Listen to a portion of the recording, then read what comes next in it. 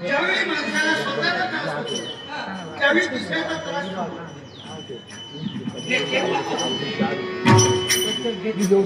त्याने काल परवापर्यंत अशा गोष्टी जाणवल्या नव्हत्या.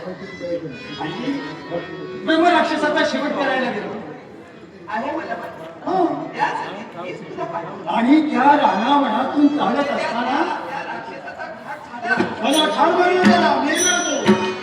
मग त्या- हो आणि त्या रानावनातून चालत असताना माझ्या पायाला श्रम झाले.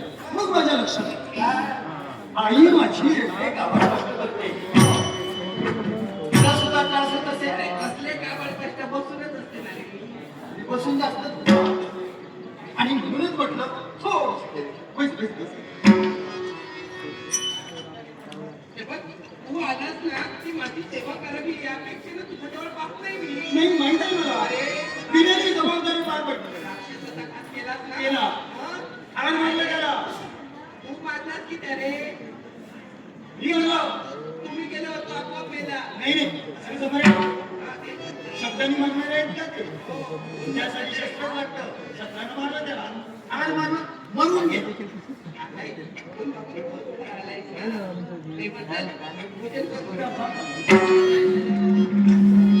तर सांगतेस ना? एखाद्या व्यक्तीवर प्रसंग निर्माण झाला तर त्या व्यक्तीला सहकार्य करायला हवं. हा आपला राजधर्म आहे. धर्म आहे तो.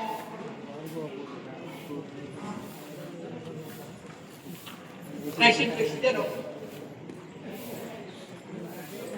लवकराच्या कैलासाशी सुधीर कार्यक्रम यांचा धर्म आहे तो.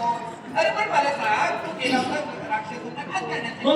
मग तिथं उपकार आणि त्या राक्षसाचा काय समजलं? काय? एक तरुणी हा? हो हे बघ, लक्षात ठेव. तुला सगळे अनुभव आहेत म्हणा, पण हे राक्षस काही असतात ना धर्मानिष्ठ असतात. पण काही राक्षस हे भयविद्येत प्रवीण असतात. तसं नाही. गेले काय सुंदर होतील काय आणि काय करू होतील. हा ब्रह्मराक्षस. तेच म्हणते. आणि काय झालं? म्हणजे तुला फसविण्यासाठी एका सुंदर रूपाने धारण केलं. नाही. मग एका स्त्रीवर त्यानं अतिप्रसंग केला. मी त्याला ठार मारलं आणि तिला म्हटलं तू घाबरू नकोस. त्यावर आलेलं संकट मी दूर केलंय. तू एकाची असलीस तरी तुला सहकार्य मी करेन. हे कधीची गोष्ट. तू जाण्यापूर्वी तू गेलंच तेव्हा. हे गेल्यानंतर